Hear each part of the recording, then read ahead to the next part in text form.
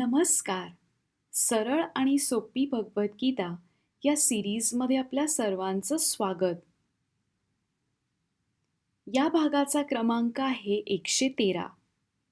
क्षेत्र क्षेत्रज्ञ विभाग योग म्हणजेच गीतेतला 13वा अध्याय हा आपण समजून घ्यायचा प्रयत्न करत आहोत. आपण आपले प्रोफेशन निवडताना आपली आवड, कल, ध्येय, आपला ॲप्टिट्यूड अशा गोष्टींचा विचार करतो. आजकाल तर लोक अजून शिकून आपले प्रोफेशन बदलतात सुद्धा. पण ह्याचा आपल्या गीतेच्या अभ्यासाशी काय संबंध असे तुम्ही म्हणाल? त्याचे उत्तर हे आजच्या भागात आहे. चला मग एपिसोडला सुरू करूया.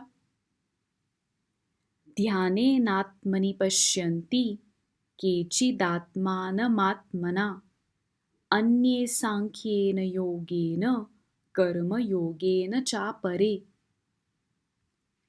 हा या अध्यायातील 25वा श्लोक. या श्लोकात श्रीकृष्ण अर्जुनाला 3 मार्गांबद्दल सांगतात. आजच्या भागात याच मार्गांबद्दल बोलूया. मागच्या भागात आपण प्रकृती आणि पुरुष या संकल्पना समजून घेतल्या. प्रकृती म्हणजे क्षेत्र, पुरुष म्हणजे एक प्रकारचे चैतन्य, एक जाणीव. प्रकृती आणि पुरुष हे कसे जोडले आहेत आणि प्रकृतीतील 3 गुणांचा आपल्यावर काय परिणाम होतो हे देखील आपण ऐकले.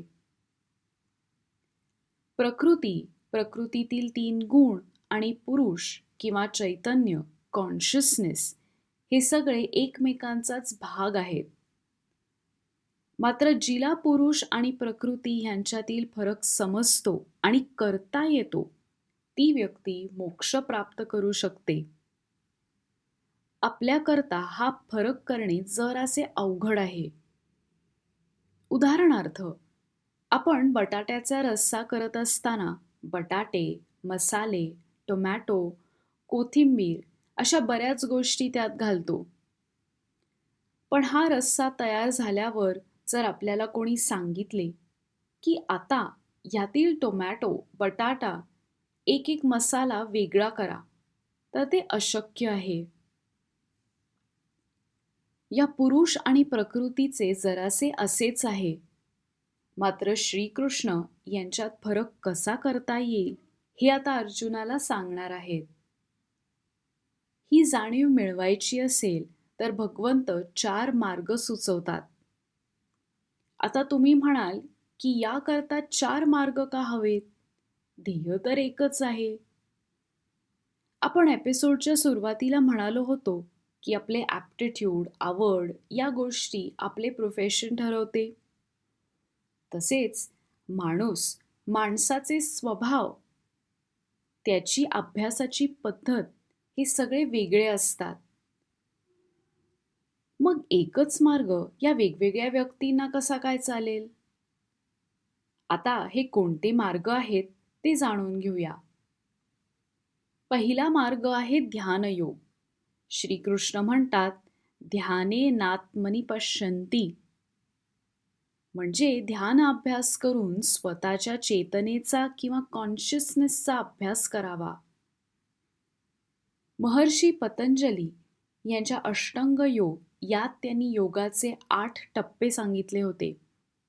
जसे की यम, नियम, आसन, प्राणायाम, ध्यान आणि हे सगळे टप्पे पार पाडल्यास एक व्यक्ती समाधी मिळवू शकते. ध्यान अभ्यास म्हणजे आपल्या ध्यानद्वारे किंवा मेडिटेशनने आपण आत्म्याची जाणीव करावी.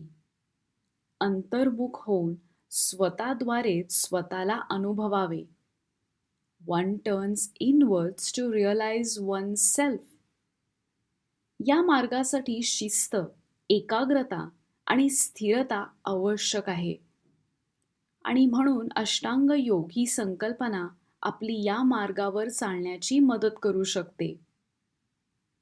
दुसरा मार्ग आहे अन्ये सांख्येन योगेन किंवा सांख्य योग. खरं तर भगवद्गीतेतील 2रा अध्याय हा या संकल्पनेबद्दल भरपूर खोलात बोलतो. अध्यायाचे नावच सांख्य योग आहे. हा ज्ञानाचा मार्ग आहे. यात आपण प्रश्न उत्तर यांच्या सहाय्याने प्रकृती आणि पुरुष याबद्दल जाणून घेतो. याला प्रोसेस ऑफ एलिमिनेशन असे पण म्हणता येईल. आपण नक्की कोण आहोत हे समजून घेणे, प्रत्येक तत्वावर एका वेळी एकाग्रतेने चिंतन करणे, सत्य आणि असत्य यांच्यातील फरक ओळखणे, स्वतःला प्रकृतीपासून अलिप्त करणे, या सर्वांचे निरीक्षण करणे म्हणजे सांख्ययोग. आदी शंकराचार्यजी आणि कपिल मुनी यांनी हा मार्ग निवडला होता. या श्लोकात श्रीकृष्ण अजून एका मार्गाविषयी सांगतात, कर्मयोगेन चापरे किंवा कर्मयोग. सांख्ययोग हे सर्वांनाच जमेल असे नाही, खास करून ज्यांचा कल हा रजोगुणकडे वळतो. आपण असे म्हणू शकतो की ज्यांना ॲक्शन लागते ते हा कर्मयोगाचा मार्ग निवडू शकतील. कर्मयोग म्हणजे कुठलीही अपेक्षा न ठेवता आपले काम करणे. या कर्मयोगाबद्दल आपण खोलात बोललोच आहोत. नुसतेच काम करून आपण कर्मयोगी होत नाही. आपण करत असलेल्या कृती या रेलेव्हंट असल्या पाहिजेत. म्हणजे शिक्षक यांचे काम ही शाळा किंवा कॉलेज यांच्याशी संबंधित आहे. या शिक्षकाने बँकेत काम करून ते कर्मयोगी होत नाहीत. आत्तापर्यंत आपण 3 मार्गांबद्दल बोललो. अजून एक मार्ग आहे जेणेकरून आपण मोक्ष मिळवू शकतो. हा 4था मार्ग कोणता आहे हे जाणून घ्यायला भेटूया पुढच्या भागात.